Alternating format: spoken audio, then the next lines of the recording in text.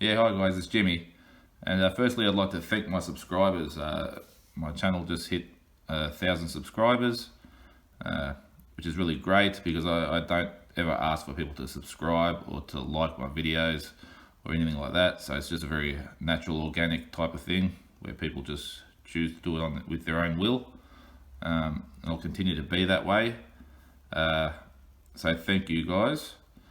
Now, the last video I did about this gold submariner, it's got quite a few views, to my surprise. It's over 16,000 I think at the moment, and most people understand where I'm coming from.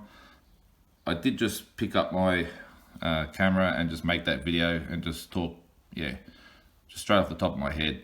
I didn't think it out. I just thought I'll talk about what I'm feeling about it at the time, and most people understand and know what I'm talking about. And then there's a few that are just wondering why I'd care what people think. Now, it's not that I care what people think. It's that I care about the consequence of what people may think. Because now I'm just talking about people I do business with, people I work with, people that work for me. It's more about the consequence of what they think, if it can affect business in some way. What I've done is I've got my AP out as well.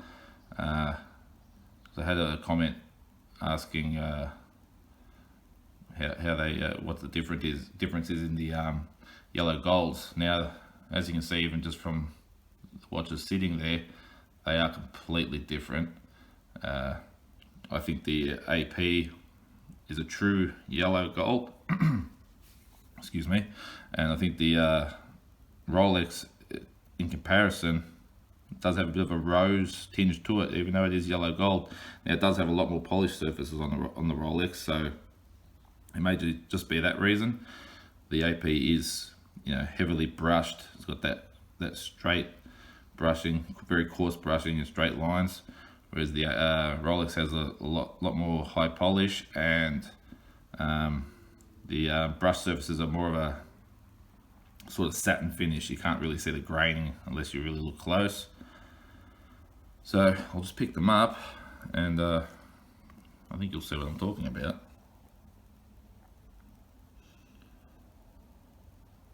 Obviously completely different finishes, but you can tell that the colour of the golds is very far apart for both being yellow gold. So I'll let you guys choose what you like better. If it's just deciding which one's a true yellow gold, I think the AP wins. I don't have my wife's Daytona here. Hers is rose gold. I could compare the rose gold with this. Actually, guys, just wait 1 second. I can grab it. It's just over here. Bear with me 1 second.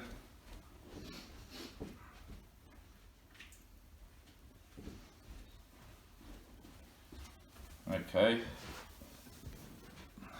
that's my wife's rose gold. Yeah, definitely different. Definitely makes my Submariner look fully yellow. So it's just a different yellow gold. It's Rolex's yellow gold anyway.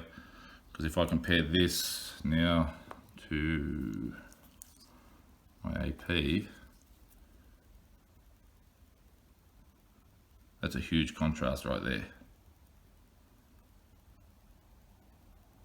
Even so, if you want a really yellow gold watch, something that sort of reminds you of all the watches that a lot of guys wore in the 80s, wearing Datejusts and day dates and stuff in yellow gold, this is really yellow gold.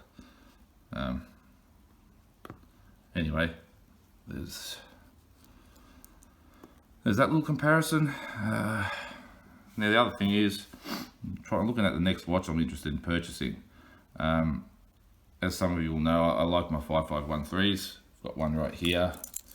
I own a couple of them. I've got maxi dials. So this is a Mark 1 maxi dial, and I've got a Mark 4. and I've come across a 5513 from 1967. So it's a matte dial, it's a meters first dial. It's got an American, a USA made Rolex bracelet, so that's really cool, which is stamped 7th month of 67, so everything on it is matching and beautiful. It's quite expensive. It's at the higher end of what they're asking for these watches, but just the bracelet alone probably gets it up there. It's a very nice bracelet. They're asking 30,000 Australian dollars, and I was considering, I've got a 1680 with a service dial in it. I was considering trading that. It's a 1972 1680, so it should have a red dial. It has a white tritium service dial. It's a Mark II tritium service dial. Now the thing is, if I wait and try and find a red dial for it, even if I pay 6,000-7,000 for the correct red Submariner dial, I can put that in my 1680 and instantly increase the value. It's going to take time to find the right dial, because you can't just put any red dial in it, and you've got to make sure it's not a fake one. People are scamming a lot of those dials out there. So, I mean, do I wait, find the right dial for my 1680 and just be happy with that?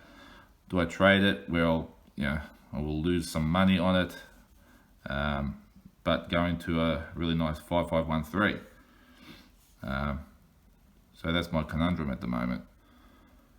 I went and had a look at the watch a couple days ago. We worked out some figures. If I do the deal, it looks like I'm going to be losing about $5,000 or $6,000, but I'll be gaining a watch that will slowly but surely keep appreciating. I'm paying 30 grand. I'm probably paying at the very top for a meters first matte dial, but I mean, I've never minded paying the sort of top prices if the watch is a real gem. If it's a real plum of a watch, it's usually worth it, as long as you don't decide to try and get out of it in the first year. If you keep it for 3, 4, 5 years, you'll always have your money back and plus some more. So that's what I'm thinking. I do want the watch. I've got that vintage bug again. I really want to keep grabbing some vintage pieces. I haven't grabbed many recently because they're sort of drying up. There's not many good ones out there. There's plenty of vintage watches, but not a lot of original ones anyway. So anyway, I'll leave it at that, guys. Tell me what you think, and thanks again for getting my subscriber count up to 1,000.